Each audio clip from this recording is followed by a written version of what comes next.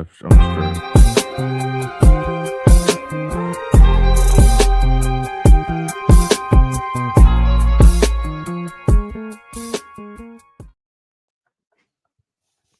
Woo! Welcome back to the Best Damn W Show, episode 72. I jumped right up in this shit, boy. How's everybody doing this evening? This Tuesday, what is it? February 10th. It's getting warmer outside, y'all. It's like 40. It was like 45 degrees today. Talking about a heat wave. I'm like, what? Heat wave. You hear me? We was in the lower 60s today. It felt Hey great. man. Oh yeah, I was showing off. Yeah, I was definitely. Y'all was definitely showing off today.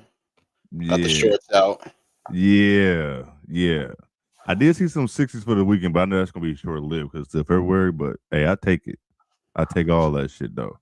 But I'm your host Jay for the evening. Turn me the fuck up, Bulls! Bear the fuck down, Chicago.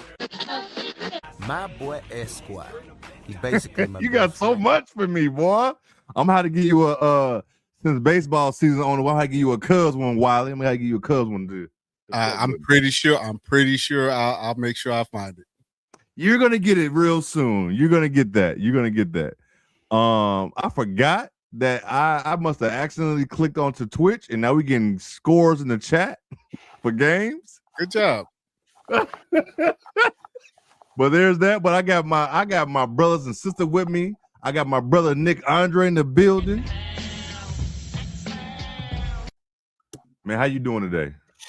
I'm good, man. Blessed. It's still Black History Month, so we celebrating being black. You already know. We do that shit every day though. It could be March, April, May, June, July. It don't matter. We're gonna do that regardless.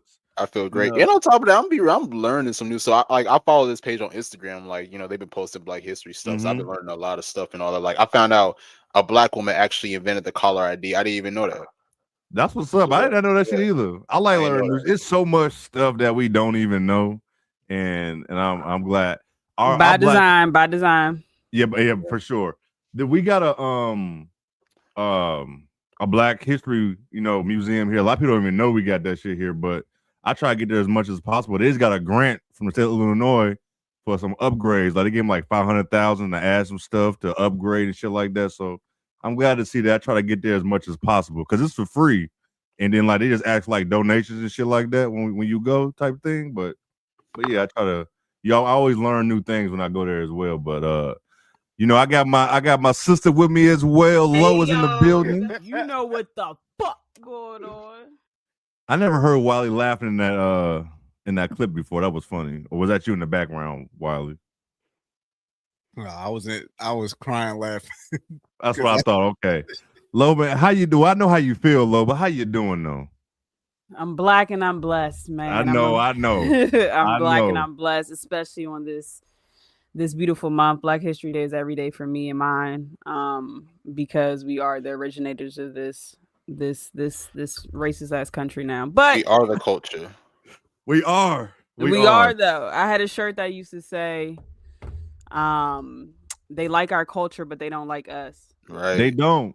They go to tanning beds to be brown like us. They get lip filters. I saw the craziest shit. I saw this white dude. Listen, he was looking like us.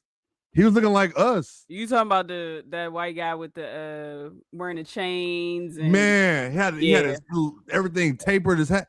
He looked like you clearly got your style from us, but you racist. That don't even make sense. But being racist isn't logical anyway. So, but that very low IQ behavior from dummies. Yeah, you know what I'm saying. Also, we got our big brother in the building always, the best producer in the world on the ones and twos, Wiley. If you also live in the Louisville area, you can see him at the Louisville basketball games getting some great photos for us as well. And getting ran into at the end of the game. Get ran into. Ain't nothing like a player running into you. Be like, God damn. Hey, he got some TV time though, man, so it benefited him. You did get TV time. Hey, definitely text me. He saw you.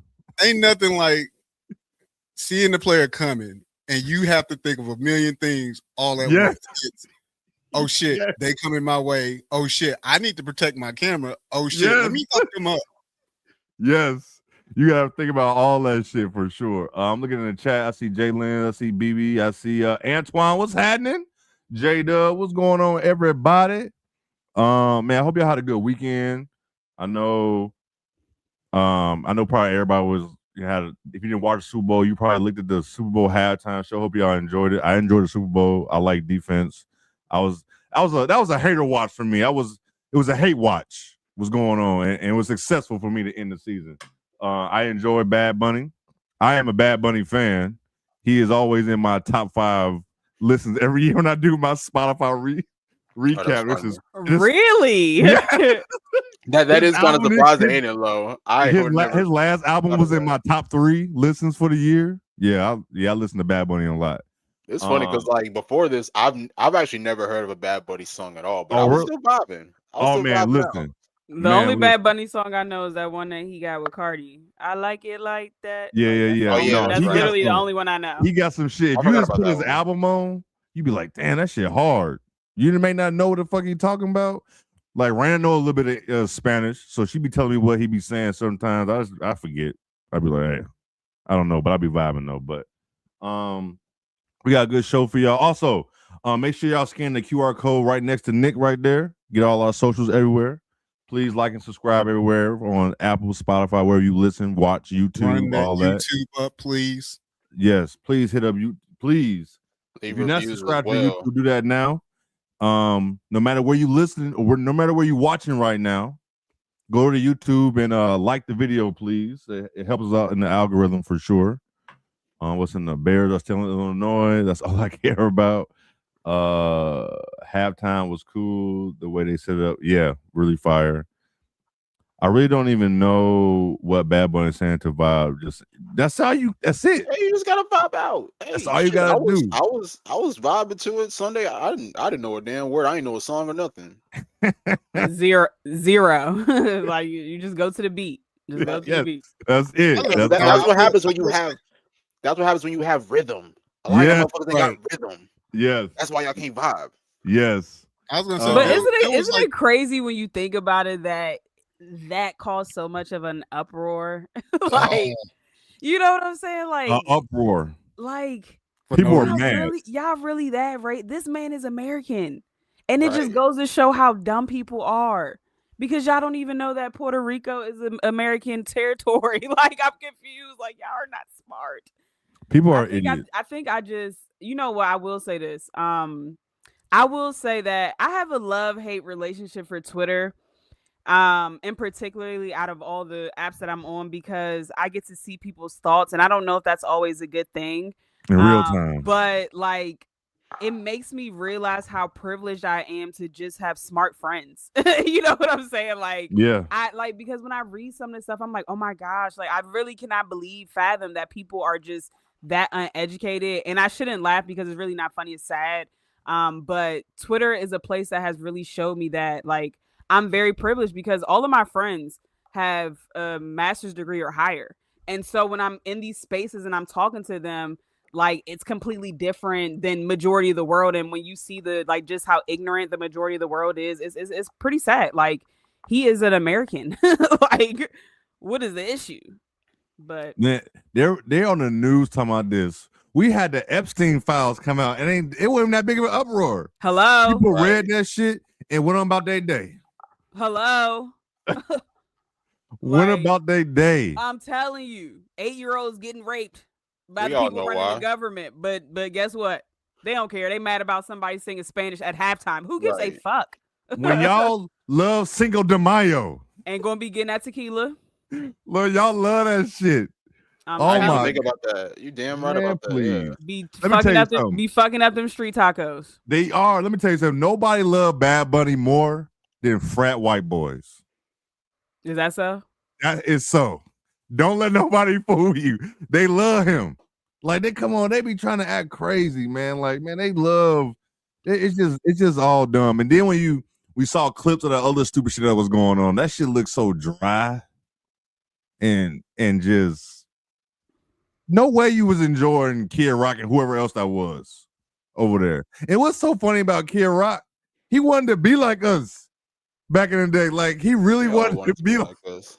Like, come on, man. Like, oh, it's just unfortunate times. But I hope y'all had a good weekend. Sound like y'all enjoy, the halftime show and all those other things. So we here to talk about some basketball. Oh, before we go, we got to talk about some real. Before we, man, it's like we was like covering this shit in real time. Like, it happened so fast. Yeah, and because when the whole thing came out about James Pierce Jr., when it first came out, and I was reading it, and it said domestic, I came right to the group chat. I said, "Don't he go over kid?" Like, and then that shit has started just an avalanche of information started coming out, and it was just, it's unfortunate, man, that these young men, you can't take rejection. You can't. You think you above the law. You think you could just do what you want to do because a young lady don't want to be with you no more.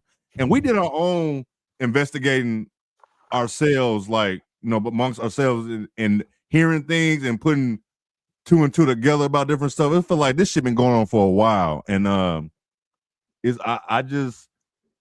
gonna let y'all go. I hope her mental was good. It's just sad that young man got off on bail for $20,000, and usually only pay 10%. So it's really pocket change. He's out. It's disgusting. I've been on a blocking spree of Atlanta Falcon fans. Like, y'all worried about your DN more than this person. I don't care if she cheated. I don't care if you caught her in the bed. You tried to kill her. End of story, bro. End of story. You tried to kill her. And then the next day, more stuff came out about how everything, when she stopped at the red light, you got out the car and you trying to open the door. And then you try to hit her with the car, hit her car with her on the back. And then you try to slow her down. Then you try to hit police. You're lucky the police didn't shoot your black ass. After seeing the video, it was just talk about it. It's like, it's unfortunate. It's sad, man. It's really sad. I'm glad this didn't happen today or yesterday, because I'm a lot more calm now. You know what I'm saying? Yeah. Like, I was really heated, because it's like, damn. And then seeing videos, you could tell she was over buddy when different Instagram or TikTok videos was coming out. But I'm gonna let you go first, since you the lady. I'm gonna let you go first. Yeah, it's a very unfortunate situation. My only concern is Rickea Jackson. I don't give a shit about him. No. And people are saying pray for him, and I know that's the Christian thing to do, but this is not the first time that he has tried to do something like this. Like, unfortunately, I've grown up seeing domestic violence, and it's in my family, and when it gets to this kind of level, when you're trying to kill somebody, it's not the first time that you put your hands on them. Absolutely not. And so it's very unfortunate for the women that are in those situations. They're embarrassed. So now the whole world knows. It shouldn't be embarrassing on her part, because she didn't do anything. But just prayers for her mental. I'm sure this is a very, very difficult time for her, because now the whole world knows her business. And it's just unfortunate, very young, and situations get toxic like this when you're young, because you think it's love, but it's really not. So I'm just praying that she leaves, because although this information is out in the public, it takes women typically 7 times before they actually leave. 7. Damn. It takes women at least 7 times before they actually fully leave. So sometimes they'll leave and then come back, because it's a psychological thing. And I just hope that she has a good support system around her that is, just uplifting her during this time, and just helping her realize her worth and all of the things that come along with getting in this cycle of domestic violence. It's just unfortunate. And then from his standpoint, like, you just ruined your life, buddy. You worked your entire life to be an NFL player. You had a small taste of your dream, and now you ruined it because you can't leave her alone. And unfortunately, this is something that a lot of women go through. Like, I had an ex that stalked me too. Like, I had to change my number. He would call me from different Google numbers because he was blocked. I had to block him via email. Like men just sometimes do not take no for an answer, and it's unfortunate, and especially in cases of Black women. Like, people don't care. This man should not be out on bond. Like, he should not be out. Like, because typically what happens is when you have that mentality of she's not going to be with nobody if she can't be with me, what do they do next? Right? They try to end you. And so I'm very nervous for her, and I hope that she's hired security or something, because he's going to try to contact her again during this time period. Absolutely. Better believe it. And Absolutely. it's just an unfortunate situation. I'm glad that I'm glad that she was able to get to the police the police department so that he could, get caught up, because God knows what would have happened if she didn't get there. So yeah. What you got, Nick? Just terrible situation. Very bitch-like behavior from James Pierce, to be honest with you. I mean, you got to look at it like this, like probably like a little less than 48 hours before the situation happened, this guy was just in San Francisco, like receiving some award or whatever it is, and you got your mom on center stage having a speech about how you're just this good guy and whatever it is, and then next thing you know, you find yourself in Miami, and I don't know if he rented out the Lamborghini or if it was his own Lamborghini or whatever it is, but the fact that all this happened, especially to Ricky, I'll be real. Like, when I found out on Saturday, I was hot. Like, I was super hot. Definitely, like, yeah. Nick was hot. Hot, boy. Fuck, bro. And it's crazy because, like, even then, like, we didn't even get all of the information. Like, we just knew like little details on it. But when you look at it like this, like, if somebody's willing to try to get into your car at an intersection, and I'm sure that there was other people at the intersection. I'm not. That's the thing. I'm not sure exactly what time it was, but I'm sure there's other people at the intersection. The woman's literally trying to get to the police station, and you're literally ramming into her car to prevent her from getting to the police station, and to the point where it's like the cops are trying to arrest you. You're running into the cops. So it made me think, I'm like, what the hell are you doing behind the scenes? And for people who knew about him and Rakia, they've had a very on and off relationship.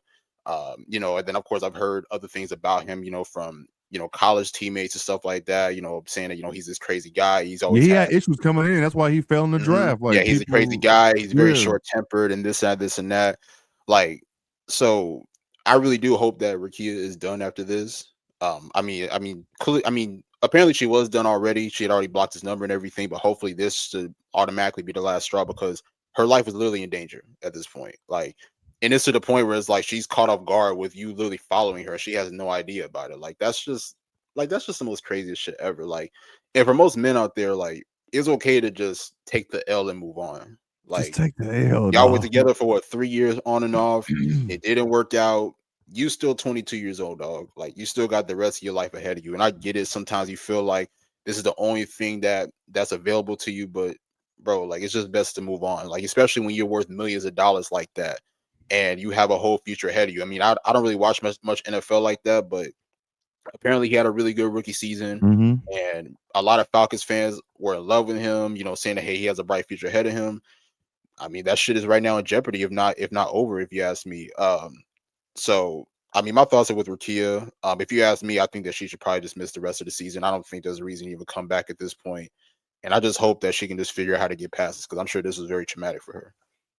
And to all the people that are ignorant, talking, just saying very ignorant stuff, like, put your mom, your sister, your little cousins in that position. Like, he's a football player at the end of the day.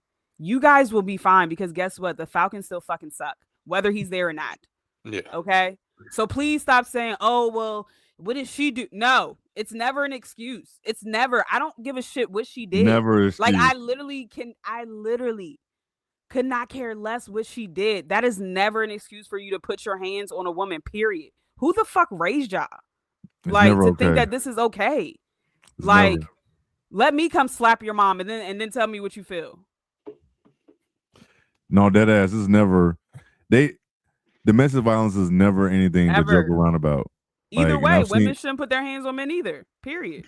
No, yeah. There's nothing to play about in the jokes I was seeing and shit like that. Like, somebody actually said to me, "You just not a fan of the team." It really shouldn't matter. Fuck that thing. Exactly. Like, this is people's real life. Like, what are y'all doing? Like, this is literally people's real life. This man literally tried to murder her. Like, there's really no excuses for And this y'all nigga, talking about man. Right. Like, not only did you was domestic violence, you tried. There's only one thing you're trying to do when you ramming your car into hers. Correct. That's only one. And literally, Ashley's trying to get to the police station, so it's like you already know that you cooked, and even you doing that, you're even more cooked. Like, it's and then you hitting police officers. He glad. I mean, he's lucky. That's how Lucky. you know, like, something up here ain't right with him. right. Yeah. It took like number 6, one, 7 cops to take him Florida. down. You're in Florida too, Yeah. and you know, them cops out there trigger happy. You hit a cop and then run, like you fled the scene. Like, he had a death wish that day. He was literally it seemed like he wanted to try to kill her and then kill himself. That's literally what it seemed like. Because why are you hitting cops? Like, why are you hitting a cop with your car and then running? Like, as a black man, when you see what cops do to black people. No, it's not funny, but it's like you really not wrapped too tight to even try some shit like that. Right, Jalen. 7 cops could barely contain him. So what you think gonna happen if him and her got into it? Come on now. It's unfortunate. It's disgusting. really unfortunate. And then before we move on off this, I also saw somebody who said they were somebody who was a domestic violence survivor, and they said that Super Bowl Sunday is rough for them because Super Bowl Sunday is one of the top domestic violence days of the year. Something I did not know. I didn't know That's that crazy. She said it happened to her, and she said Super Bowl Sunday has always been traumatic for her because damn, I ain't think about when that. it all started with her. I said, "Damn, Super Bowl, motherfucker losing bets and jumping on." Probably they losing bets. They drunk as hell. Like, right? Who knows? That's crazy. I've always something my dad always told me. Cousins, they was like, "Listen, if you feel you need to put your hands on a woman, that means it's time to be over." Absolutely. Facts. Absolutely. That's the end of that relationship. If you truly think you need to put your hands on her, it's time for you to end the relationship. There's no more. But also, like, I'll be real, like, I'm looking at his circle too, because who was allow you to even go all the way down there anyways?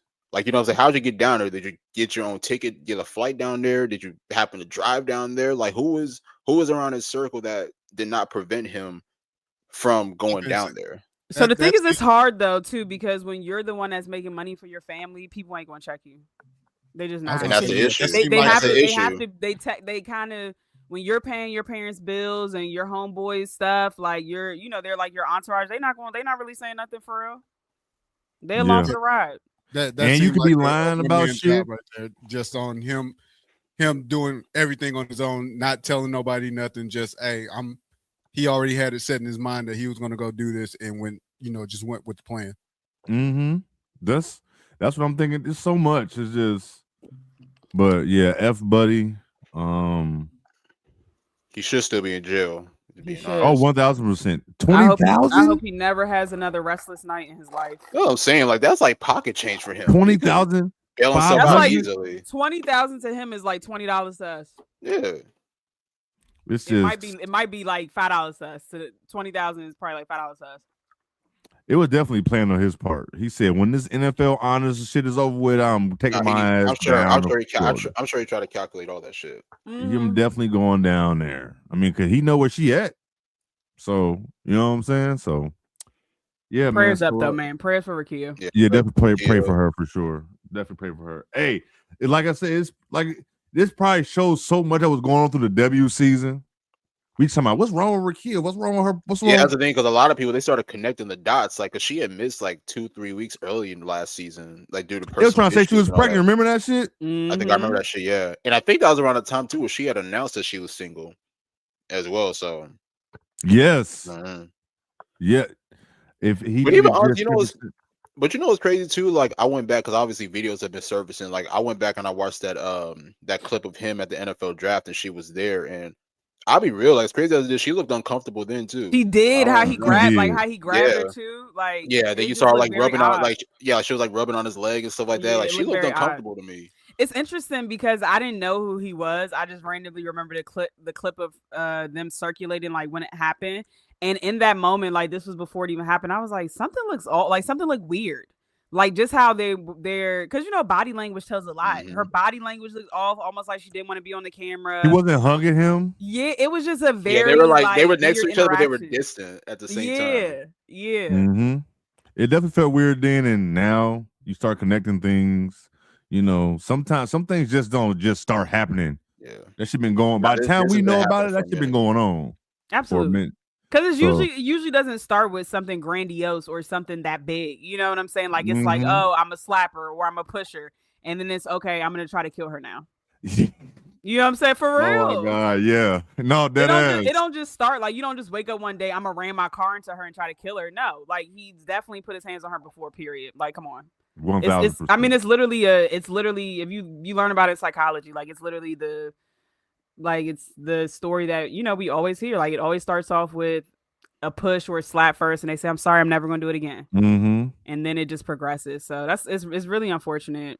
Very unfortunate. Very unfortunate situation. So young. So. But let me just put this out here: if y'all ever see me locked up, that's why, because ain't nobody, and I'm telling you, nobody is going to ever put hands on me and mine. Period. Dead ass. Let's go on. Let's talk some basketball. Y'all got nothing else to say to y'all? They said Rakia not participating in 1v1 tournament anymore. Good. Please sit out the rest of the season. I'm saying she should be out the rest of the year. Nick. Yeah, I agree with you. No, I definitely agree. Let's talk some basketball. Let's get prayers to her. All we would care about is Rakia being okay. Correct. That's all we care about. But let's talk some women's basketball, college basketball to be exact. Was this Thursday? Yep. Was it? It was Thursday, right? Damn, shit been too many games. Too many goddamn games. Yes, it's almost been a week. It has. Thursday was an SEC showdown or rematch. This was the second time, right? In like less than a month, right? Correct. Something like that. Number 4 Texas versus number 5 LSU in Texas. Texas won 77-64 in the rematch. The floor is yours, Nick. The floor is yours. I think we saw a hungrier Texas team this time around compared to the last time, and I think that they had that first matchup in the back of their minds because, I mean, like I'll be real, like that first matchup we covered. I mean, that was still a winnable game for them, even despite them not really playing their best. I mean, LSU seemed to have had control of that game, but you still saw Texas hanging around, and I think they came into this matchup. Obviously, this matchup's on their home floor, and they came out hungry, honestly. And obviously, Rory Harmon was the star of the show. And I'm sure that this was a matchup that she got ready for because if you guys remember in the previous matchup, she got benched the entire fourth quarter, which I'm sure was very embarrassing for her. I'm sure as a star player, as a competitor, like you don't want that to happen to you, especially when you're playing against one of the top contenders in your conference. So she came out ready for this matchup. I mean, you talked about it. 11 points, 5 assists, 6 steals, had 4 steals in the fourth quarter, was really just wreaking havoc on the guards for LSU, especially on the perimeter, being able to have active hands, create turnovers, get in the passing lanes, like just doing everything that she can to really ignite her team. And then also at the same time as well, like I give a lot of credit to the other players as well. Like Aaliyah Crump had a strong performance, and Aaliyah Crump, I didn't realize how impactful she really is until I mean, I always knew that she was impactful, but in particular, this game against LSU, I realized how impactful she was, especially as an offensive weapon. Like I think she takes a lot of pressure off of the other players. Same thing with players like Justice Carlton. Jordan Lee didn't really shoot the ball well in this matchup in particular, but I still feel like her impact was really important as well. Even Bria Cunningham as well. So I think it was just an all-around team effort from Texas when you look at this matchup, and I think that's why they were able to get the win. Now, as for LSU side, definitely not the strongest performance. So I'm gonna give you guys some numbers here from the guards for LSU. You got Flau'jae Johnson shot 3 of 14. Malaysia Fulwiley shot 4 of 9. Jada Richard shot 1 of 10. That's 11 for 33 combined from your 3 guards. It's not enough. That's it, honestly. And I'm going to say this too, because I was thinking about this on Thursday. Like, we got to have a conversation about Flau'jae Johnson because, we talk about how certain players are regressing and shit. Like, there's one player in particular that, in my opinion, has regressed compared to other years, and that's Flau'jae Johnson. I know people are not going to like it, but when you look at a lot of the matchups that she's had against conference opponents, she hasn't been at her strongest, honestly. I mean, this performance, she wasn't her strongest. And even the other performances, hell, the Vanderbilt game is a prime example of that, considering that she went scoreless in that matchup. Like, Flau'jae Johnson is not playing up to par, in these big matchups, if you ask me. And this is a player that people are considering a lottery pick. So if you are a lottery pick, this is the year when you got to show that to us. And right now, you're not showing that to us whatsoever. So if you're asking me, like, if she was a lottery pick before the season, that shit is definitely dropping game in and game out until she finds the way to improve herself. So definitely not a strong performance from her. Malaysia for Wiley, I know that she shot 4-9. That's not a bad shooting performance, but I still feel like there was a lot of boneheaded plays. She had 6 turnovers. 6 turnovers, yeah, right. Oh my there. gosh. Like, I'm sorry, but the IQ just has to improve, honestly. Richard didn't have a strong shooting performance either. So it was really just Michaela Williams out there just carrying them, honestly. Yeah. 7 for 11. Yeah, 7 for 11. I mean, very efficient. And pretty much she had to. I give her a lot of credit, because she's always taking that matchup against Madison Booker, personal. And I do love the fact how she always shows up for that. So all around great win for Texas. And then of course, they ended up winning the next game against Kentucky, which we'll definitely dive into. But just all around strong win for them, because I think that they needed it, especially after losing that first matchup against LSU. What you got, Lo? Yeah, I just wanted to kind of piggyback off of Nick in this whole Flau'jae conversation. I say this as respectfully as I can, but shooting 3 for 14 from the field in a game of this magnitude is just inexcusable. And I realize that a lot of people have off games, like it's basketball. Like I realize that, but that's not my issue. My issue is that people projected for to be a top 5 pick. Some even had her as when that shit first dropped, we were first said, we all said there's no way. There's no way. We knew at all. And this is before this season, before these bad performances. Right. At all. And so my issue is that people projected her to be a top 5 pick in the draft, and not once this season have I witnessed her be the best player on her team. How are you a top 5 pick and you're not even the best player on your team? She's never been the best player on her team. That's the crazy thing. That is true. When you put it like that, that is true. So the flexing when you play teams that aren't ranked doesn't do it for me. It's not impressive. On several occasions when playing ranked teams, she's literally been a no-show. And for me, that's concerning for the next level, because if you can't dominate in SEC competition or you struggle to score on SEC players, what the hell you think will happen at the next level when the players are bigger, stronger, and faster? Like, so to me, it's very concerning, because on the podcast we have asked before, what can Flau'jae hang her hat on? Like, what is she best at? And no one had an answer. Like, no one had a true answer, because it's clearly not scoring. The proof is in the pudding. On games where she's expected to show up and be the senior, the leader, the champion that she is, it's a no-show. Like, 3 for 14. 3 for 14.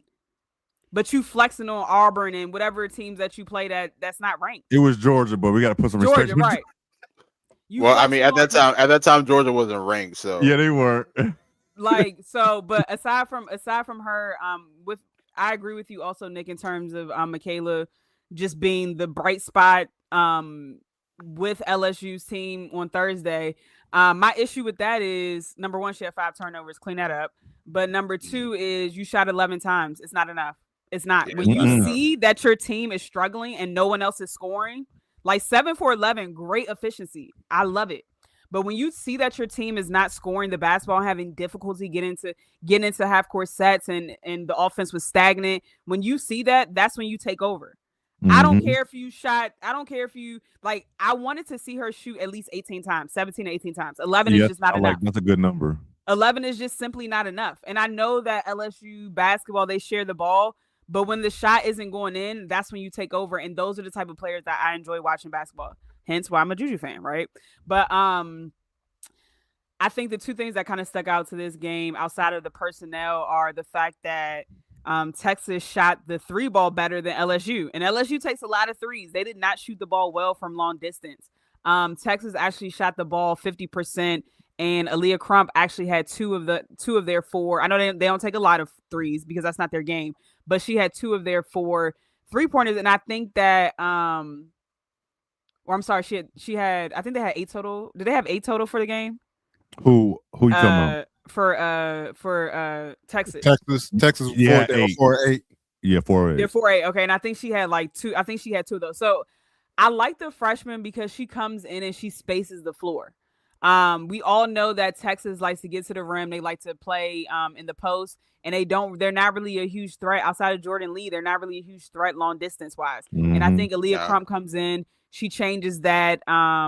She changes that with them. She helps them stretch the floor, and she can knock down a 3. Another thing that stood out to me was just the turnovers. LSU committed 19 turnovers, and some to begin the game was unforced. Now, I don't want to overlook Texas defense because I think they have one of the best defenses in the country. Mm-hmm. I'm going to just throw that out there. Like, their defense is stifling. Like, yes. Rory Harmon, and quiet as his kept, I know MK had a good game, but when Rory was on her in that first quarter, she was giving us an L. I'm trying to tell you, the only reason, if we being honest, and if everybody's being honest, the only reason MK got in her bag is when Vic put Rory on the bench. And other people were checking her, and that's when MK started seeing him go in a little bit, and then she got into a rhythm. But before that, when Rory Harmon was on that floor and she was defending her, and she's a lot smaller than MK, she was strapping her ass. Like, let's be very clear about it. Like, she is just a really good defender. Like, we didn't see that. Like, we saw spurts of it last year of her being, like, back to her normal self. But, like, Rory is back. You know what I'm saying? Rory's back, yeah. You know, Nick already pretty much touched on how this was a good bounce back game for her, and I think and particularly for Rory, you know, I said it like I said on socials, which people have copied me word for word, and I see, you know, it's kind of flattering that people are using literally the exact words I say to describe stuff. But like I said on socials, some people may look at the box score and say Rory only scored 11 points on the evening, but that's how I know y'all really like basketball, because she was a complete game changer. Her defense alone, her defensive intensity alone changed that game. Like, they were having trouble bringing the ball up because she was defending them 94 feet. She was getting in the passing lane. She was pesky. Like, she was literally all over the place. And I just think it was a big win for Texas. I think the first loss to LSU, we know, was a close game. And I think that they were just, you know, they got their look back. I also think that the game wasn't as bad as the final score looked. Texas just pulled away in the fourth quarter, and then it was just a wrap after that. So that's what I got on that. But also, I mean, just real quick, I mean, you talk about that fourth quarter, like, also, in my opinion, LSU was just checked out as well. Like, I think that's why the lead ended up growing, honestly, because like you said, I mean, it wasn't really that bad. Like, like especially when you look at the final score. But to me, like, LSU just pretty much gave up. It was turnovers, it was bad shots. Like, they knew that they couldn't come back and win that game, and I just felt like they were just mentally checked out. I mean, and the thing is, like, don't get me wrong, Texas defense was great, but LSU made a lot of unforced turnovers as well. Like, you know, just sloppy being with the basketball. And I will say they really miss Jada Richard's her scoring, because she's been excellent at SEC play. This was like one of the first, like, not great games that she had, and you could tell that they missed her scoring. Also, before we move on to Kentucky, we've touched on this player before, but Kate Koval, man. I don't know, man. This ain't the ACC, sugar. She can't. Man, is what she did, 20 minutes, 4 points, 4 rebounds. I mean, damn. And I everybody can't play in the SEC. They cannot. Yeah. And I mean, I'll give credit to Zakiya Johnson too, because she was actually the one that was really trying to compete out there as far as, like, you know, controlling the paint, getting boards and stuff, because everybody else is pretty much a no-show underneath the basket. Hell, even Grace Knox, I think Grace Knox got mad or some shit, like, in the third quarter, was like trying to fight or something like that. And Girl, Malibu most wanted. What'd you say? Malibu most wanted. Y'all funny as shit. I was really y'all funny as shit. Hang on real quick. I don't know why this just came to mind too as I was rewatching the game, but can we please address how Kim Mulkey is comparing Michaela Williams to LeBron? Like, I'm out of this conversation. I told you to hit that clip for me. Dog, like, I'm watching the game, and I'll be real. Like most times when I'm watching the game, it's like I'm hearing Ryan Rook and Rebecca Lobo, but I'm like not really paying attention. But I'm rewatching the game, and then I hear, "Oh, Kim Mulkey says that Michaela Williams is like LeBron." I'm like, "Well, wait, excuse me, LeBron James?" No, he really did come in a group chat. And like, whoa, I had to go back. I'm like, "Yo, come on now." Hey, is there another LeBron we don't know about? What the fuck is you talking about? That's too much, man. Just like the player. Just praise your player and just keep it moving. Right. Why we gotta do the most? Like you ain't gotta do all that. You ain't gotta do all that shit at all. But still staying with Texas. They had a game yesterday against Kentucky, number 18 Kentucky. They won 64-53. Madison Booker didn't have a good game, but this is a good sign for Texas because they still pulled the game out. And she had an awful game. She only had 8 points and 1 from 6 from the field. So, what y'all think on that? I'll tell you this real quick. I mean, her last 2 games, she's averaging 13 points and shooting 22% from the field. My fave would never. I mean, it's something that we talked about. We talked about this even last year. Like in a lot of the big matchups, she's not really at her best. And it's crazy because even early on this year, I was trying to give her the benefit of the doubt because they played teams like Baylor. Obviously, they beat South Carolina early this year, UCLA. And I was like, okay, she's having some pretty good performances. But and this matchup against Kentucky and then even the matchup against LSU has been no shows, honestly. And I mean, these are games where you got to show. I mean, as much as we talk about how Flaw hasn't been showing up, like Madison Booker got to do the same thing for her team, especially considering that she's their best scorer. Like you got to show up. Absolutely. I agree. I think it was a kind of like Jay said, I think it was a good team win. It shows that they are more improved than last year because if she had, stinkers like this, the game would have been a lot it would have been out of reach for Texas. So it shows that they actually surrounded her with talent this year. Everyone's playing their role to a T. And I mean, Wiley can pull up the clips. I mean, we've been saying this. Like, we're never wrong. We're just early. Like, we've been when did I tweet? Oh no, I got you, Lo. I got you. I'm trying to see. I got to make it bigger. Hold on. That's about almost a year ago. Almost a year ago. Literally almost a year ago. And for those that the arrow is so funny. Right. Hey, Wiley cracked me up with I had to make sure. The arrow is so 25. So crazy. It's literally almost a year ago. I said Madison Booker gets a lot of grace when she has poor shooting nights. Love her in her game, but definitely noticing. And people were mad at me. One that the tweet that got her mom upset. Yeah, her mom said something. Her mom jumped in this one too. Well, mostly because he misspelled the name. Oh, and then of course he somewhat backtracked on it. But Lo, this arrow is very important because, as you mentioned, word for word, bar for bar, and sometimes you're just a little early. That's all. That's it. We just be early on stuff. And that's the thing. I love Matt. Like, these are all kids at the end of the day compared to my age, right? Like, I've been out of college, been out of grad school. Like, these are all kids. So it's really nothing personal. But when you don't shoot well, we're going to call it out because that's what we do on here. It is a basketball podcast. And one thing I will say is I like that when Madison Booker is even not shooting the ball well, she does get active in rebounding. She tries to make a little bit more. So she does do other aspects of the game, but that's not enough for me, sweetie. It's just not. Like, if your shot's not falling, go to the rim, period. Like, she's also shown too good to only have 8 points in a SEC game. You're too good for that. I'm sorry. I wouldn't be happy with this tape. Like, if I'm Coach Vic, I'm pissed. We won, but I'm pissed. My best player did not play good, period. Yeah, this ain't good.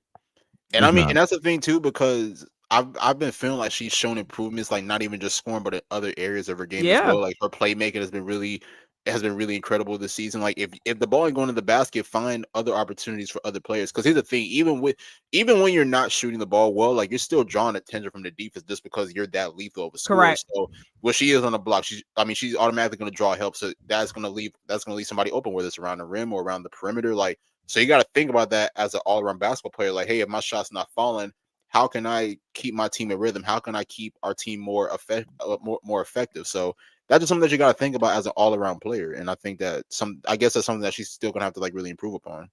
I mean, and again, it's a basketball game, so like people are going to have off games. That's life. But when you start seeing a trend where when you're playing ranked opponents and you're a no-show, it's starting to make me, question a few things. That's all I'm saying. Because a lot of people get flack. A lot of the superstars, like if Michaela Blakes didn't show up for multiple SEC games, you best believe the headlines would be looking a little bit different. Yeah, absolutely. If Juju didn't show up, the headline, Hannah, any of the top players, any of the top 10, top 15 especially Hannah, players, boy, they be ready to get her on the pitchfork. Man, what? They be ready to kill her. Anything on Kentucky before we move on?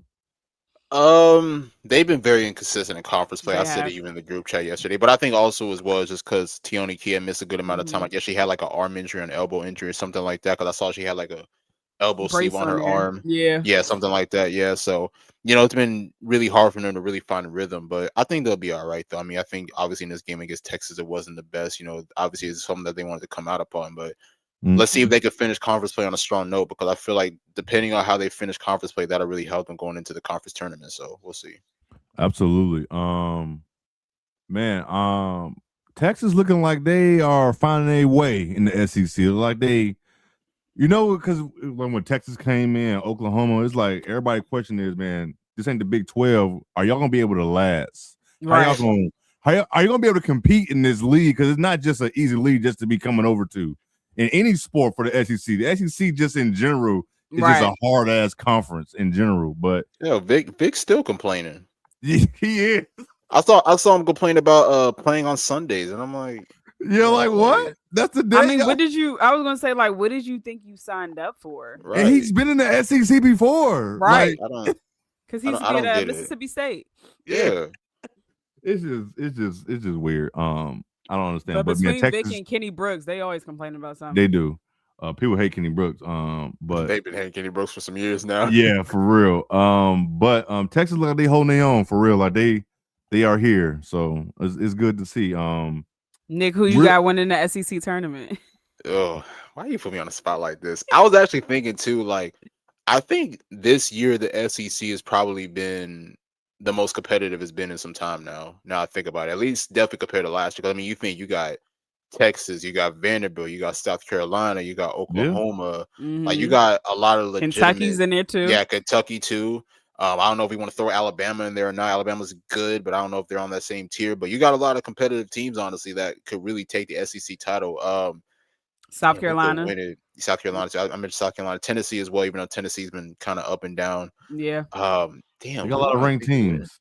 That's for damn sure. I don't know who will win. I don't know, man. It's like you automatically want to say South Carolina, but I don't know. It's hard. It's very hard. I just know it's gonna be a great tournament. We don't got that many games left before tournament time. It's like 4 or 5 games, right? Yeah, we got like a couple weeks. Yeah, that's it, and it's gonna be here, especially since February is a short month. So we'll see. I don't know. We better have a better answer for y'all later on. I mean, you already know who they want us to pick. Yeah, they wanted to say South Carolina. They want us to pick. They're definitely the favorites. I mean, for sure. My opinion, but I still think the SEC's up for grabs. I'm not gonna lie. Definitely. I'm gonna go Texas. You think? Okay, I like that. I'm not saying Texas go. Okay, let me hold on now. I think Texas makes it to the championship game. So you got championship. You got South Carolina and Texas in the championship. Possibly, yes. Possibly. This is the thing. Texas is 8-2, I think, in SEC play. I think what sets them apart for me is their defense. Correct. I think South Carolina has the tools to be a good defensive team, but they're too inconsistent. And they're inconsistent for multiple reasons. They're inconsistent because they're undisciplined on the defensive end, but they're also inconsistent because of all the injuries. So it's different lineups. So I feel like they don't have a lot of cohesion because it's been people in and out of the starting lineup. And it's hard to have cohesion when you have bodies in and out. So I think that South Carolina, because if you think about it, they are the second tallest team in the country. So they have the length, they have the athleticism to be a good defensive team. They just have to lock in on that side. And when South Carolina wants to play defense and they're locked in, they are a good defensive team. But the problem is they are not playing good defense. They aren't locked in for 40 minutes. And so because of that, because Texas can hang their hat on the defensive end and I've seen them give all of these teams that we're talking about hell on the defensive end. I think that they'll make it at least to the championship game. Okay. I ain't mad at it. Before I My move money. on, Hold on, wait, Nathan. My money is on. I was about to read the same. Go ahead. I'm about to read the same thing, Lo. Hold on, Nate. You must don't care about your money too much. Talking about some my money on Ole Miss versus South Carolina, shit, man. just give your money to us. We got. He must. We can use it. Shit. Hey, shout out to Coach Yo. That's all I'm gonna say. Ole Miss.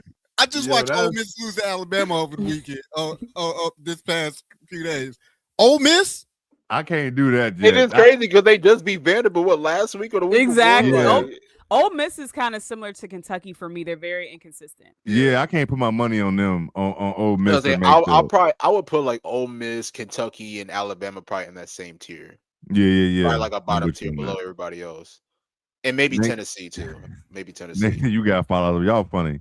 We're gonna move on. We're gonna move on to the ACC. Talk about one team in particular, not too long, but man, we gotta do this. But Duke, We gotta do this because we got. I was one of the main ones. I was killing this team. I mean, rightfully so. Ain't like I was just making shit up. But Correct. Duke, man, they was 3-6 to start the year. They were looking bad. I'm talking about just looking awful. But they've won 15 in a row. They are 18-6. They 13-0 in the ACC, and they're number one in the ACC. Man, it's just a crazy turnaround. I don't know what actually has changed because they still ass on offense, but it's like, am I lying? Did we not just look when they played against Louisville? They wasn't like spectacular. You know what I'm saying? So it's like, I don't know. 15-point lead. What'd you say, Wiley? They gave up a 15. They was up 15 in that game and gave that lead up. Yeah, I think they only scored like 8 or 9 points in the third too. They defense is their defense is better, but it's just that's a crazy streak. I don't know all the teams they beaten. I know that can go in, but it's 15 in a row. It's still 15 in a row. I got you. They've only beat Louisville and Notre Dame, which were ranked teams in that during that time period. They haven't lost since I believe LSU. Yeah, December 4th. Correct. Oh, Virginia Tech. Here we go. I found it. Virginia Tech. I think SMU, like South Dakota State, Belmont, Syracuse. They beat the shit out of SMU. Yeah, Boston College beat the shit out of them. Notre Dame, Cal, Stanford, Virginia, Georgia Tech, Pitt, Miami, Wake Forest, Louisville, and SMU. Listen, 15. I know all them teams ain't the best teams, but 15 in a row is still 15 in a row. Mm-hmm. Y'all think they're gonna win the ACC, and how far y'all think they can make it to the tournament? You go ahead, go low. I'm trying to think of the nicest way to say this. I think it's fool's gold. I think, like you said, winning 15 in a row is a hard feat. Like no matter the competition that you're playing, because people start overlooking competition, or it's plenty of things that can happen. But what I will say is talk about sticking together in the locker room and putting your head down and doing the work. Man. Because Duke had a lot of naysayers, and baby, I was one of them. Because one of them. Truth be told, they didn't play well in the beginning of the year, and I think they stuck to the course, and now they won 15 in a row, and they're ranked 11th in the country. They went from being unranked to then being ranked again to 11th in the country. And now I will say, kind of like we were saying, the competition they played isn't as talented as the SEC teams. They played like LSU that they took an L to. And I will say also that to me, that's one of the reasons why they went on this win streak, because they weren't playing teams that were ranked. And so when they did play teams that were ranked, South Carolina, UCLA, LSU, they lost. Now, granted, they did beat Louisville the other day, and that was a big win. But I think Kerr was almost genius in regards to giving them that hard gauntlet in the beginning of the season, so that it could kind of build character, kind of help them build that togetherness as they continue on, towards the NCAA tournament. But in regards of the ACC tournament, I mean, I think they have a shot at winning it. I mean, Y'all know how I feel about the ACC. Yeah, I think they have a shot at. I think they have a shot at winning it. But as far as the overall tournament, the NCAA tournament goes, I just don't think that they're offensively talented enough to keep up with a lot of the teams. I think defensively they muck up the game and they make it an ugly game so that they have an opportunity. But I still just see the same things. I see that they're hell of a defensive ball club, but on the offensive end, they still struggle. Now, I will say that they are spreading the wealth a little bit more, and I think that's another reason why they are winning now, because if you look at the score, if you look at the highest score of each game, it's someone different almost every game. It's not just Toby. And so to me, that shows me that they're involving more players in the offense and more players are stepping up. But I think the one stat that kind of stuck out the most to me is that they are they're the nation's leader in forced turnovers. So when you're forcing that many turnovers, it gives you more opportunities to get out in transition. Mm-hmm. And we all know that they're not a great half-court offensive team. So getting easy looks in transition is really big for them. So the fact that they were able to flip that switch and just use their defense to orchestrate their offense, I think that's how they've been winning these games. And I mean, you got to tip your hat off to them. Like, Kara has them playing. Yes, you do. She has them all on one accord. She has them each, playing their specific role and not trying to do more than their specific role. So we got to give credit where credit is due. Duke is playing well right now. For sure. Nick, before you go, this is their remaining schedule. North Carolina at home, NC State at home, Clemson on the road, Florida State at home, and then North Carolina on the road at North Carolina to end the season. I mean, they could go undefeated for the rest of the season. It's very possible. Because y'all know I'm not real high on UNC, so. Yeah, same, for sure. Is it NC State one of them games too? No, that can be a sneaky game. Yeah, NC State is the second one. So it's North Carolina on the 15th and then NC State on the 19th. They're not ranked, but they got some good players over there. Mm-hmm. They've been playing pretty decent too. Yeah, they still got some good players over there. Sam, they got some good players over there. Yeah, right. But I mean, I give a lot of credit to Duke. I mean, it's like we always said, like, even though they're not as offensively talented as other teams, like, they're always going to hang their hat on defense, and that's how they always win ball games. So it's like, even in games, like, for instance, like, even this Louisville game, like, they may not shoot the ball efficiently, they may not have, like, a big performance offensively, but the one thing that they managed to do is still find ways to create stops defensively. So even though they're not putting up points, they still know how to slow you down as well. And to be able to shut down a team like Louisville, who is probably one of the top offensive teams in the ACC, I mean, I think that was just really incredible if you ask me. So I don't know, it's like they just found a way to just flip a switch, honestly, because I mean, it's like we said, I mean, they started off the season on a slow note, and I mean, you got to look at the teams that they played. Like, they started out their season against Baylor, they lost that game. Yep. And then of course in that little tournament they played South Carolina and then UCLA. Those are two tough teams to match up against, and obviously they lost both of those matchups.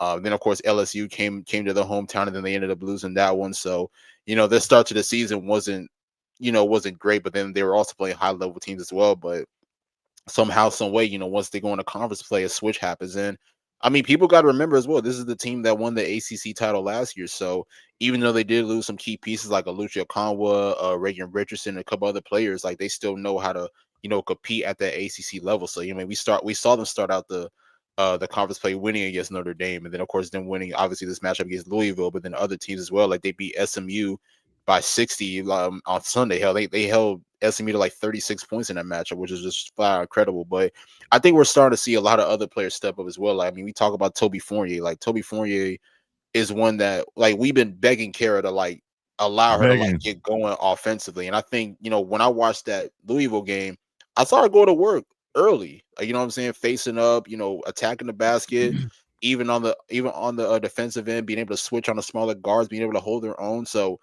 just her showing that versatility, and it made me think, like, Toby is so talented. Like, if Toby was utilized correctly, Toby could be in like a National Player of the Year conversation. Like, I just think that she could be that dominant if utilized correctly.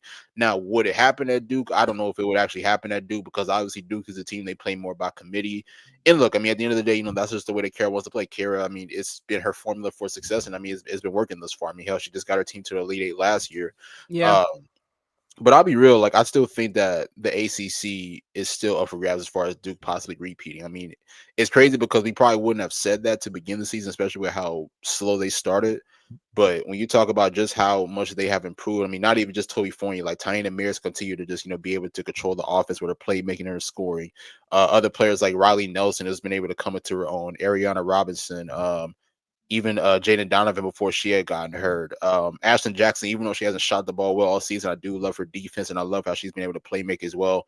So you have multiple players who may not be super talented as far as offensively, but they're going to find different ways to be effective on both ends. So I do love that for them. But I mean, like I said, I do think that the ACC can still run through Duke. I mean, I know that you still have tough teams like Louisville, NC State.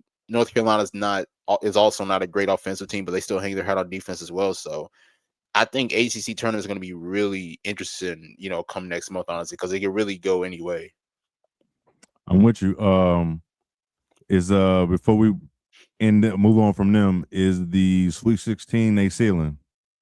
I don't think they're that high. Personally. Oh, okay. I don't know. I was trying to be nice. You said second round. I mean, it all depends. Yeah, I think that's their ceiling. Like, I don't think that I would be shocked if they make it back to an Elite Eight. Yeah, I don't think they're going that far. I'll be really shocked on that too.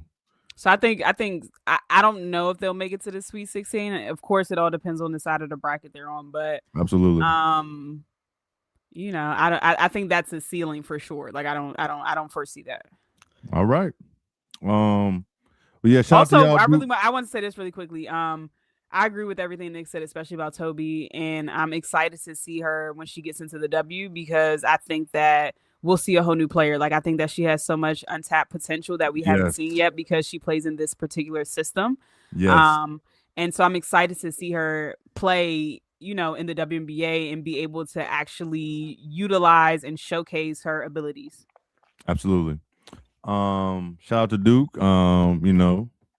Y'all turn our season around. Shout out to Coach. That's coaching too. Coaching helps you turn the season around. You gotta keep Coach Kara knows.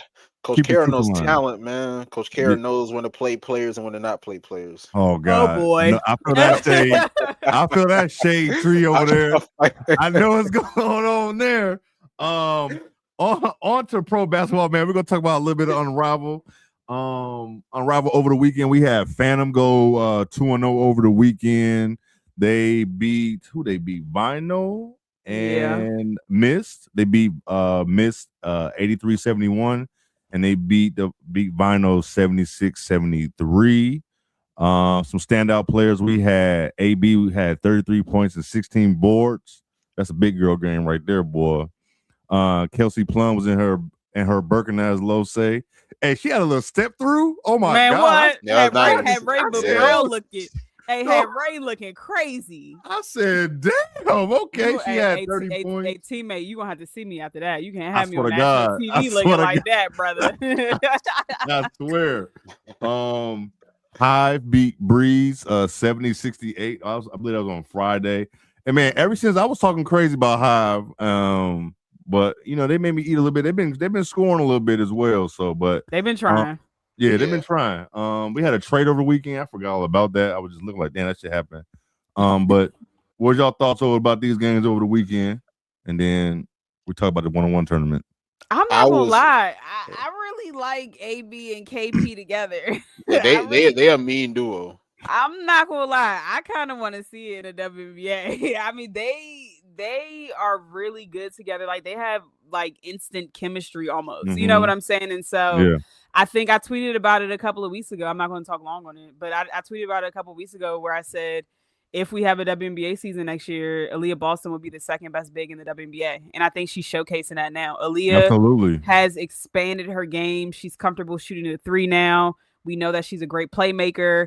We know that her footwork is elite. We know that her touch around the rim is just superb. Like, she is just blossoming into a very, very she's already been a very good basketball player, but she's stepping into that I'm a superstar and I'm here now. Yes. Because she was even giving BG pushing her off like, you too small. You know what I'm saying? Like, scoring on her. So you really love to see it. And I think the cool part about, I don't always listen to her and Candace podcast. I've probably listened to maybe 5 total, but one of the times I listened was when KP was on there, and KP was talking about, and y'all probably saw the clips, but KP was talking about how Aaliyah Boston is really hard on herself when she misses a shot. Like she'll miss one shot and she'll be like, God, can you make one? Like she'll talk to herself like that, right? And that made me like her more. Not that she should be talking to herself like that, but like she wants to hold herself to a high standard. She wants to play the game the right way. And she just wants to play well. And you got to respect somebody that's putting in the work and then actually showcasing it on the biggest stage. So Phantom 2-0 over the weekend. And I think that this was their 4th straight win. So they've been playing good basketball. Yeah, they have. Yeah, I'll piggyback off of that with AB. Like I was thinking to myself, I went back and watched this game earlier today, and I'm thinking like, I think she's got to be top 2 in the league right now. Yeah. If you ask me, I mean, hell, she might be the front runner for MVP. I'm trying to think because I know that Chelsea had a great strong start to the season, and obviously with Rose, Rose hasn't been at their best. I mean, hell, they just got their ass beat by Miss last night. But AB has been showing a lot of improvements, honestly. And I mean, it's the potential that we've been seeing, from the beginning, honestly. But I just feel like she's at her best right now. And I feel like she's moving pretty well, playing in the pick and roll really well, playing with her back to the basket. I mean, you talked about how she's positioning herself, being able to hold the own against players like De'Erica and BG and like other great bigs across the league. She's even shooting the ball really well as well. Like, I don't know exactly her percentage, but I feel like this is probably the best we've probably ever seen her shoot the ball from 3. Like she just has another, like I feel like she's just unlocked another level in her game, honestly, that I think we've been seeing at Unrivaled, that if we do have a season, as far as WNBA season this year, she's going to be able to carry that over. I mean, we've seen how other players who played in Unrivaled, they've been able to carry over their great seasons into the W season. Like we saw Nafisa Collier last year have a great Unrivaled season and then be an MVP candidate last year in the W. And then, of course, same thing with Alicia Gray with Atlanta. Like she had a great Unrivaled season last year. Same thing, was an MVP candidate this past year with the Dream. This could be the same thing for Aaliyah Boston as well. I mean, especially with her playing at this high of a level and playing her absolute best basketball. So I give her a lot of credit because she's been having some really great performances. I think that this matchup against Vinyl is probably her best all around game so far, but she still has so much more to give. And she's still like 23, 24, or maybe a little bit older, something like that. So she's still very young and still arguably still like got a couple more years before she really enters the prime of her career, which is really scary if you ask me. But overall, great weekend. We shout out to Hive as well. Hive is a team that's kind of starting to figure it out. I don't know how I feel about the Sanaya Rivers trade because I feel like, especially with Sanaya's versatility, like she just brought a lot to that team. But overall, I'm not mad at it. I mean, they're still finding ways to win. I mean, obviously that win against Breeze was a really big win. Shout out to Kelsey Mitchell, who had a strong performance. Sonia had a great performance as well. I think she was one to hit the game winner in that matchup. So all around is great weekend from Arrival. I still haven't caught up on all the games yet, but I probably will over the next couple of days. Nick, you know the gauntlet that we got. Yeah. You're not. Don't lie to yourself. I'll be trying to. Like, Nick, just wait. Just those games are done, brother. Just focus on this week. Yeah, don't lie to yourself. This 1-on-1 tournament. Wow, do you have the bracket? Let me find it real quick. I have the bracket, but I didn't know if you had it like if you had it. I think I can pull it up. I think I can. Hold on. Let me see if I have it. Bear with us. Bear with us, chat. There you go. I don't know if y'all can see that, but this is the bracket. As you see, Kelsey Plum and High Demand has moved on because Skylar and Jordan's not playing. Same on the other side. Alicia Gray and Sanaa Rivers moved on because is Jordan hurt? Huh? I said, is Jordan hurt or something? I don't know. I haven't seen. I don't remember. And Kalia and Rakia is out on the other side. But I mean, who y'all got winning this thing? I'm gonna go Paige. I don't know. Paige has just been in a different bag, honestly. Obviously, Rival. Obviously, we know how talented she is offensively, and I mean, I think she has a good chance of winning it. I'm gonna rock with her. Okay. How about you, Lo? Have you thought about it? I'm gonna go. This is on a whim because I just picked different matchups that I liked, but I am going to go. I'm gonna go AB. Okay. Oh. Honestly, I don't know if anybody in the league can fuck with AB right now. Yeah, I like that. I like that a lot.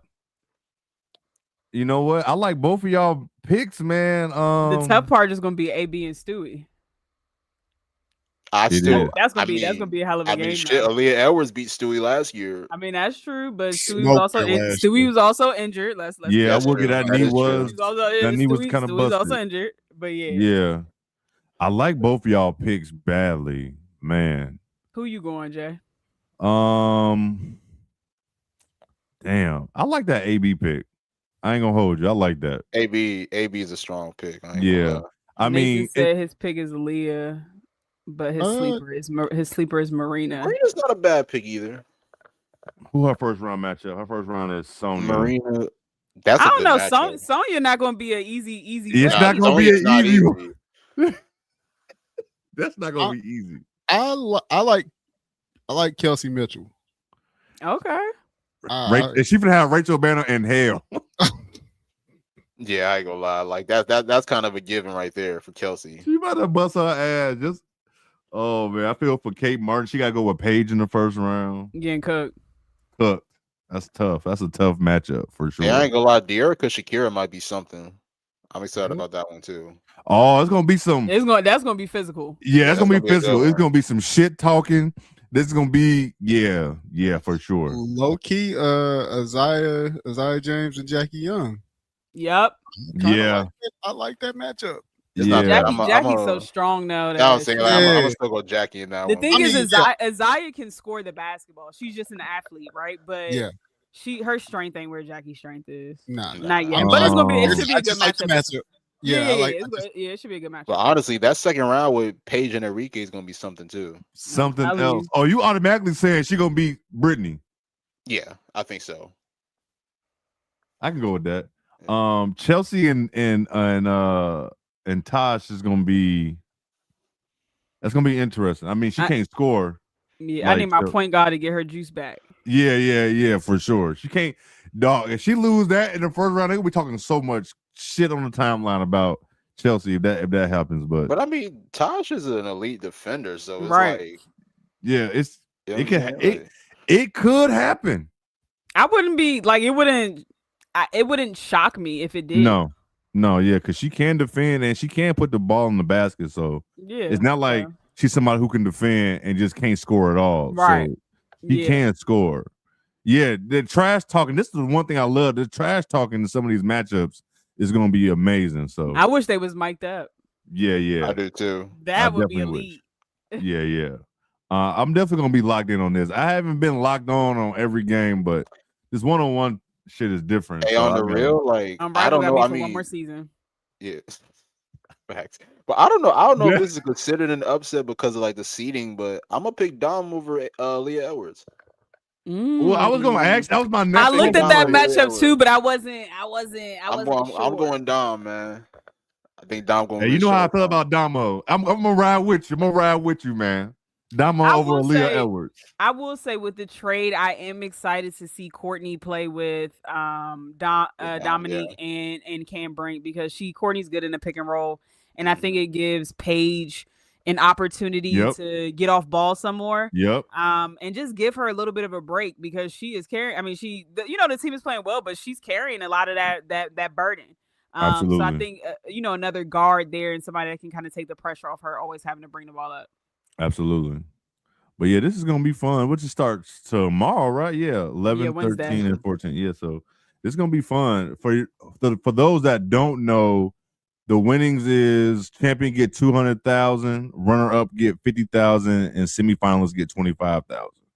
So it's gonna be fun. It's gonna be. I enjoyed it last year, so I imagine I'm gonna enjoy it again this year. So there's that. Shoot, we was on playback last year for it. Man. R.I.P.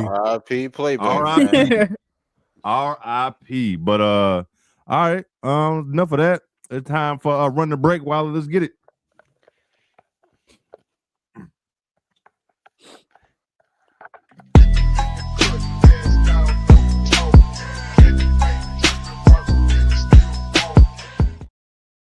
What you got for us, big dog? Hey, that beat kind of crank, Wiley.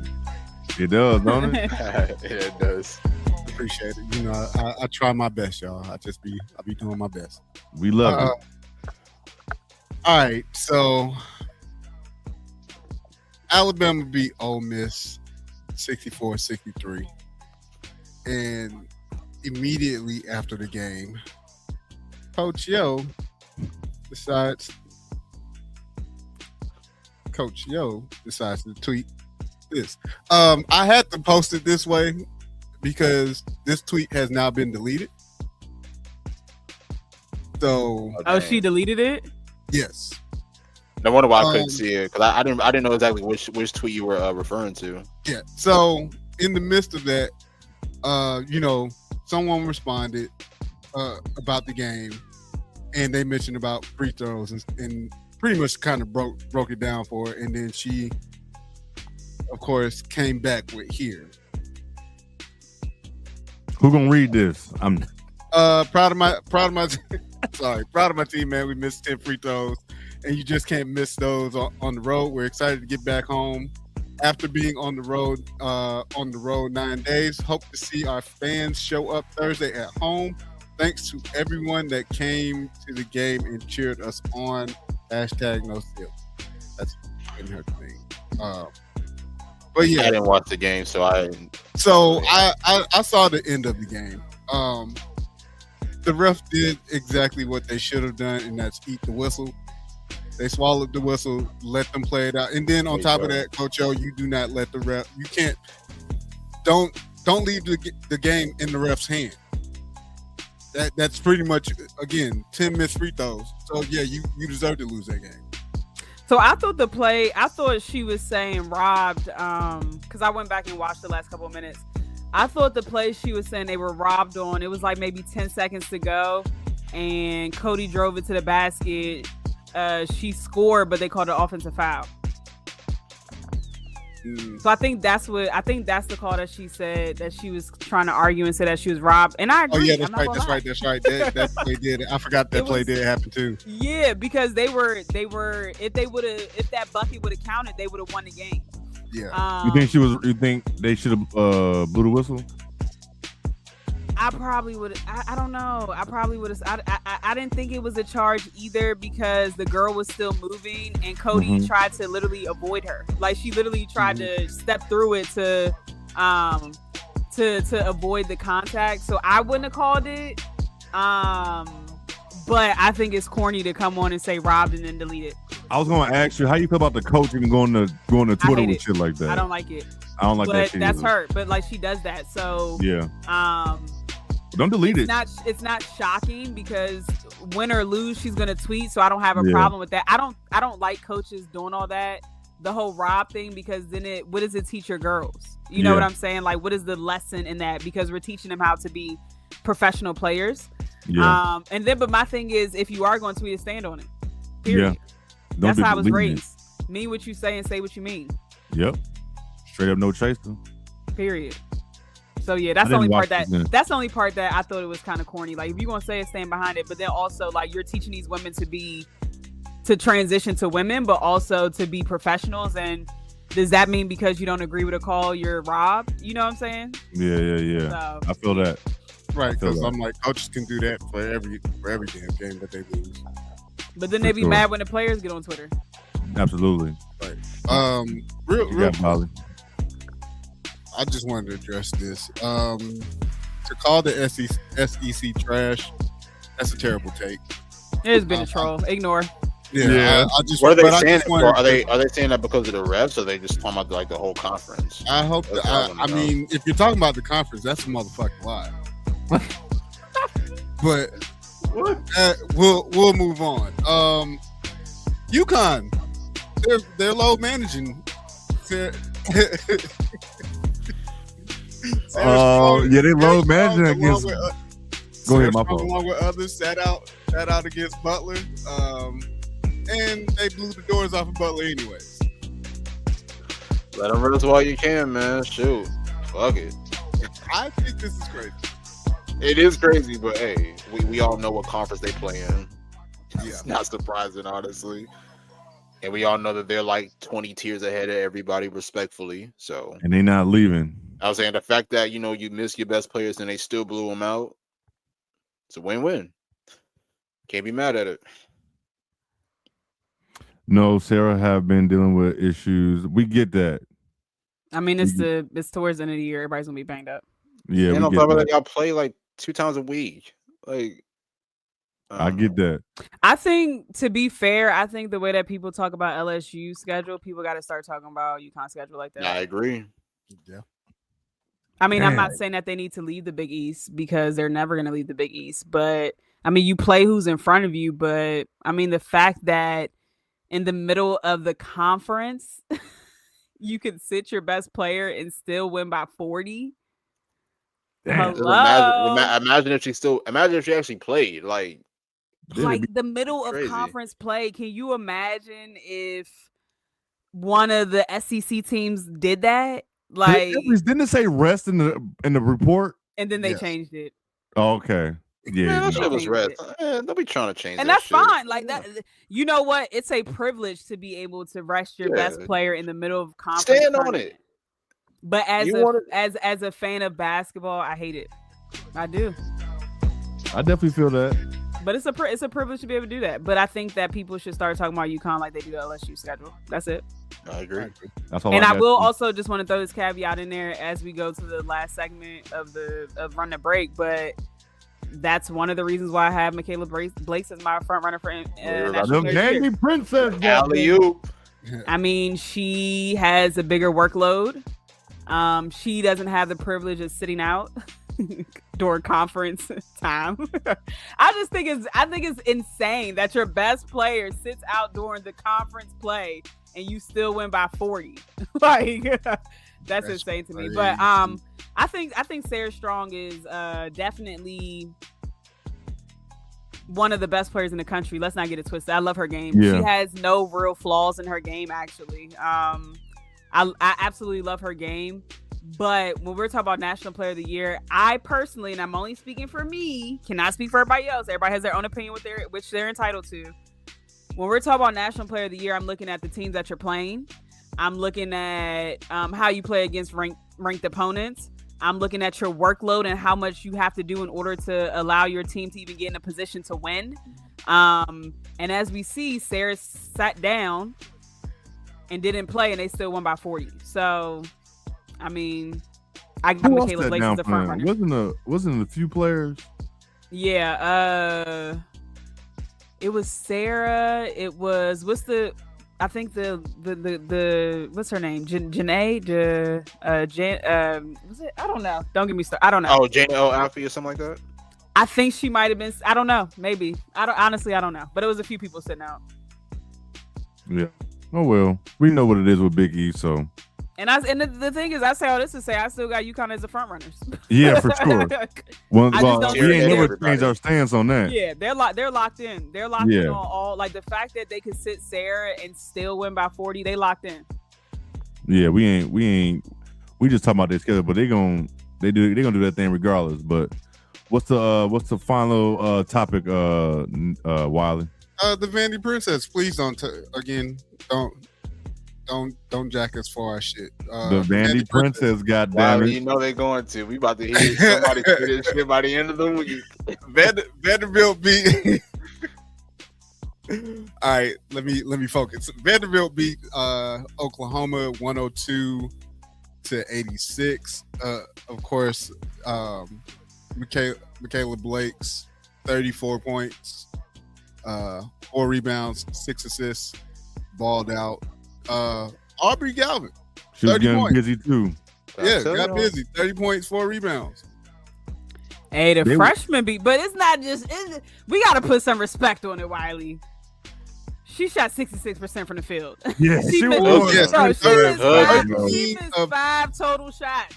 13. So Michaela Blake's was 13-23. Aubrey was 10-15. Yeah, she missed 5 total shots. The freshman has been hooping, bro. She has been absolutely. Gotta tell y'all about it, man. She different. Absolutely hooping. And I knew, I remember in the beginning of the year they kept talking about her because they were saying that she worked out with Jewel Lloyd a lot. But I ain't think this. She has showed up and been showing out, and I think because truth be told, and I said this to the person today that I was talking to on Twitter about the whole National Player of the Year thing. No one expected Vanderbilt to start off the year 19-0. Nobody. At all. And certainly not go on to be, what are they, 23-2 or something like that? 23-2. Especially after Pierre left in the transfer portal. Nobody expected this. So I think people need to put just a little bit more respect on Vanderbilt's name. The coach Ralph over there, but also Michaela Blake's hooping. And the committee around her, they put a good team around her hooping. Yes.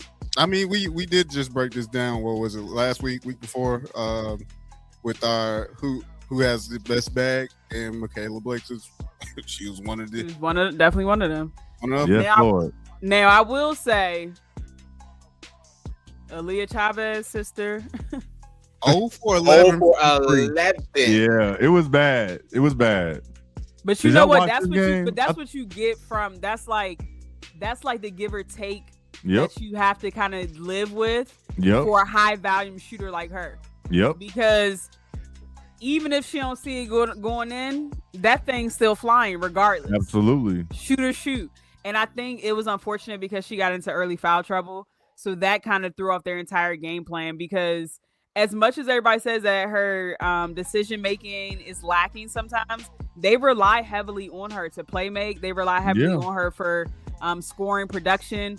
And so when she's out of the game, even though they have Reagan Beers in the middle, like when she's out of the game, they just look all out of sorts. So I think they got a bad break yesterday, because I think she had like 2 fouls in the first quarter. Yeah, and she only finished with the 2 fouls, but at that point, Vandy was rolling. Yeah, by the time she got back in, they was already cooking them. I mean, they were up by 11 points by the end of the first quarter. No, that's how they play, Nathan. That's how Oklahoma. When you watch Oklahoma, that's what they live by. They run, they shoot. They run it gun. Yeah. They was 2 for 24 from 3 yesterday. They shot 8%. Come on. They playing homage to Kobe or some shit, man. That's their MO. That's how they play. So if she makes half of those, I mean, that's a different game. Right. The ball just wasn't, because I mean, we've seen her take some wild shots. They just have to fall. The basketball guys just weren't on her side. I mean, we clearly seen her go crazy. I mean, South Carolina fans, I don't mean to, go back a couple weeks back, but hell, we saw what she did in overtime in that game. Yeah, she was missing open shots when I was watching. She was missing I agree. The shots that she usually knocked down, she didn't have a good shooting night. Yeah, she was just missing open shots. But yeah, Vanderbilt, top 5 in the country, man. No one thought this shit would be like this. Like, we knew Michaela Blakes would be like this, but it was like the rest of the squad. We knew she showed us last year what type of player she was. So it's like, we're not surprised by her averaging 25, 26 a game, whatever it is.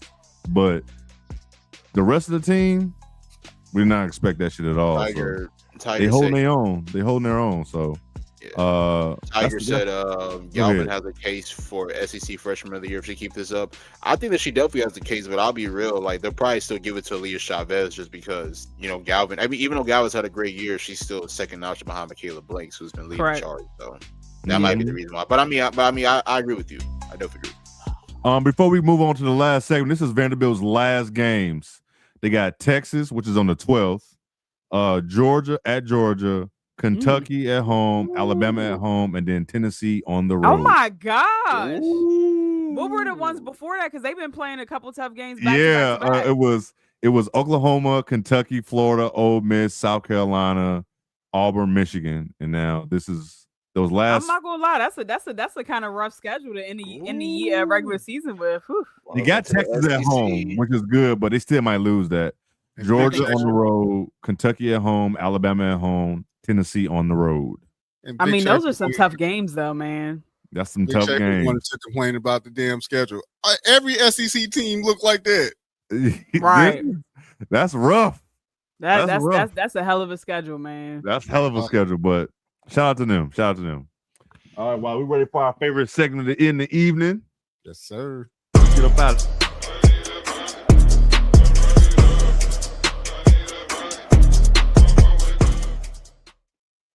Jalen said Tennessee gonna go through hell though. If they missing shots for sure. You just never know what you're getting with them. What you got for us this evening? Why is my run the break playing?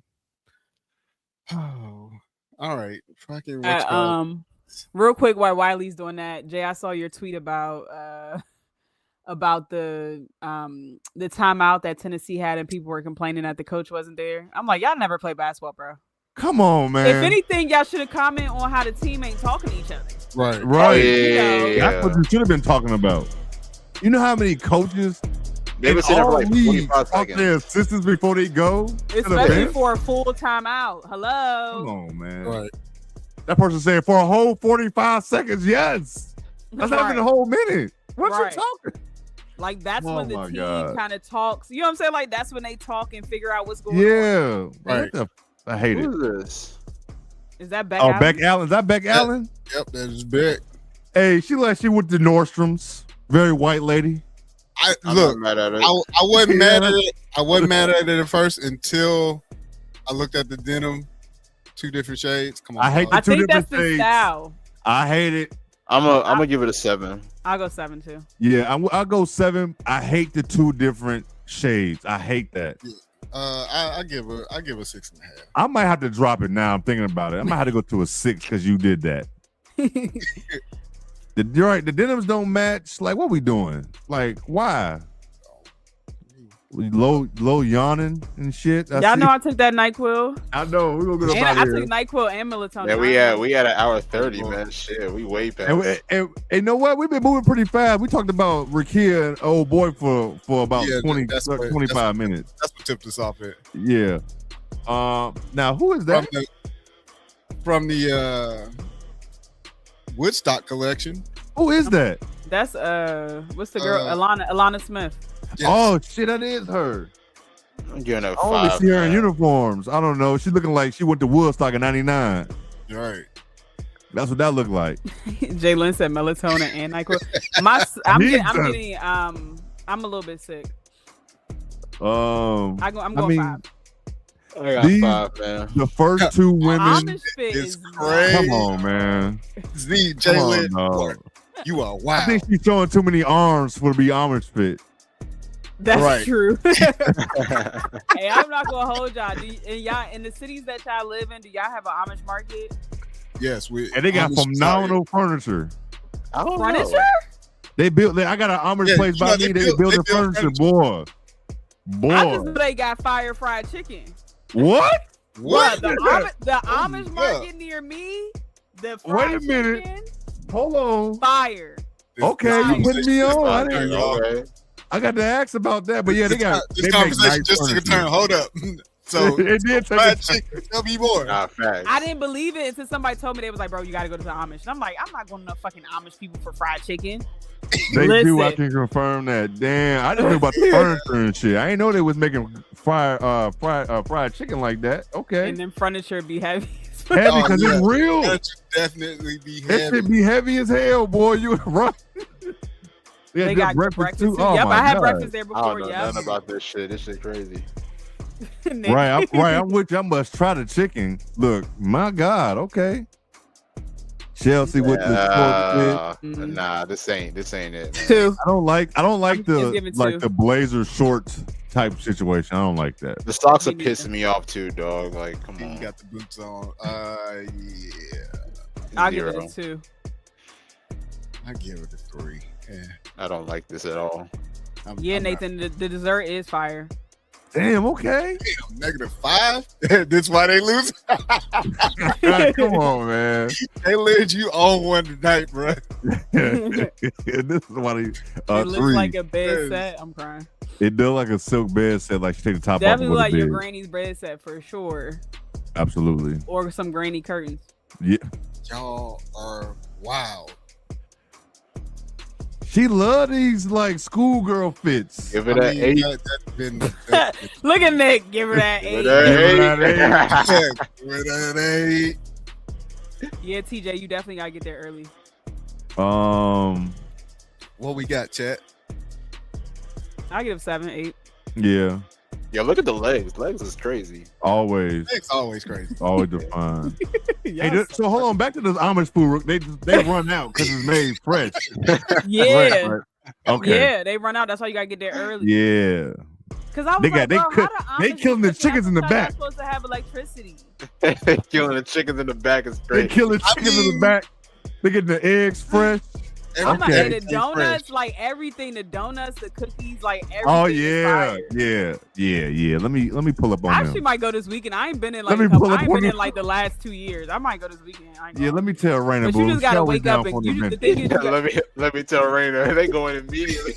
The thing is, you gotta wake up and get there before it get to, it get kind of wild in there. The French toast, man. Yeah. All right, man. Y'all gonna have me looking for one out here now. Yeah, right. I don't know if we have one out here. I'm gonna have to look now. I know the Amish out here. The Amish out the Amish deep. I found out about it when I was in the military and I had to come out here and they was in the buggy. I was like, oh shit. Amish people. Filet wraps. Hey Nathan, do you go to, is there one in Baltimore? I'm about to find one stat. We crazy. Is this Skylar? This is Skylar. Skylar got that shit. Well, I don't know if she got that shit on. I give it 7. I like it. Yeah, 7. It's not bad. 7.5. It's not bad. It's different. Yeah, I fucks with it. Big Mama. I give it. She usually be coming with it, so Yeah. I give it to her. This sport bot been fucking me up all episode. Yeah, damn, man. I like getting cooked. I was looking at that too. I'm like, damn, Spurs beating the shit out of the Lakers. But it's back to back. We play. Ain't nobody playing for the Lakers either. Braun out. Everybody out. Luka out. Everybody out. Griselda Blanco fat. You ain't lying, boy. It's all one. You are not lying. Nathan, I might have to check those out. I've never been to ones over there. Well, I'm not going to Dundalk, but I might go to Cockeysville. Nathan, hey, you ain't going. Damn it, I ain't going either when I'm in there. Right, you're supposed to be there. It's like Dundalk is like Maryland's version of like West Virginia. Yeah, I ain't going. Yeah. Nope. Yeah. I'll tell y'all in the chat after. That reminded me when I was in Chicago, and I was like, I told Jay, I'm like, yo, I'm about to try this spot over here. He's like, don't go over there. I was like, damn, I ain't bet. I tell people quick, all right, no, don't go over there, brother. No, that's not for you. That's not. No. That's the best way to describe it. You're gonna steal you not even from over there. No, sir, don't go over there. No. Dundalk, a different type of place for sure. Yeah, no, hell no, I don't go over there. No, sir. But that was good. That was some good outfits right there. Nothing too bad. Hey, everybody, what's up? StreamYard fucking up tonight. I've stopped this shit, and this shit is still playing. It's all good. It's we all hear the good. music. Nick bobbing his head still, right. you know. But yeah, man, we appreciate y'all coming out this evening, man, rocking with us always. It was a great show. While he put the QR code up for me. Wiley like shit if it worked. Right. Scan the QR code, please, for all our socials. Please like and share, subscribe, comment, tell a friend. Help us get YouTube up so we can start doing our super chats. Please, yes, please please do that. Like the video, please, so we can. The algorithm just keep pushing us. Tell y'all friends, man. Ain't nobody talking about women hoops like us, and I mean nobody is talking about women's hoops like us. Period. We talk about all women hoops. They want to be us so bad. Man. They want to. This man Nick is ridiculous. Real quick, man, I want to shout out NYU basketball, man. They done won like 82 straight games, dog. I don't even know what division. I saw that. Yeah, I saw Division that. 3 or some shit like that. 82 they're a Division 3, I believe. Yeah. God damn. That's crazy though. I don't give a damn what 82 straight. Oh my god. How many seasons is that? Was that 3, 4? That's on that. Gotta UConn be at least shit. 4. Yeah, that's like like shout out to them. Shout out to them for that's like UConn. That's like Stewie. That was UConn like years. Stewie UConn too. Yeah. They on the right. They on the UConn run for sure. But true indeed. Yeah, ain't nobody talking about women hoops like us. But man, we appreciate y'all every week being here with us, being with us on the timeline. We love that shit. But yeah, man, we out this bitch, man. Y'all got anything to say? No. Word for word, bar for bar. Man. Word for word, bar for bar. Enjoy the one-on-one tournament and Unrivaled. It's hard for me to watch these games, but AU is still going on. If you can keep up, bro, I might be done. Yeah, if you can keep up with that, I'm gonna try. I'm gonna give it. Let's try, y'all. It's just a switching of the teams, man. It's It's new teams this week, but if you want to watch, you can watch on the WNBA app or ESPN Plus. You can watch the games there if you want to watch those. So if not, support the women. Support the women. Facts. Yeah. Support the ladies. Support the ladies. I'll be back on the floor on Thursday. Oh, Thursday it is? Yes. Who they playing? Wake Forest. Louisville playing? I think it's Wake Forest. I might be going to Florida State on Thursday. I don't know yet. Yeah, damn, we out here. Hey, we working. We working. I've been to like 2 Maryland games and ain't look back. I gotta look at the schedule. Once everybody got hurt, I was like, man, I don't know about this. Louisville got Wake Forest. Who Florida State got? They got Boston College, so mid-off. You never know. Nick, see, this is why they coming after you. Yeah, you never know. You never know. All right, y'all, man. We get up out of here so Logan go to bed. Shit, so we all can go to bed. We appreciate y'all. See y'all next week. While they get us up out of here. Yes, sir.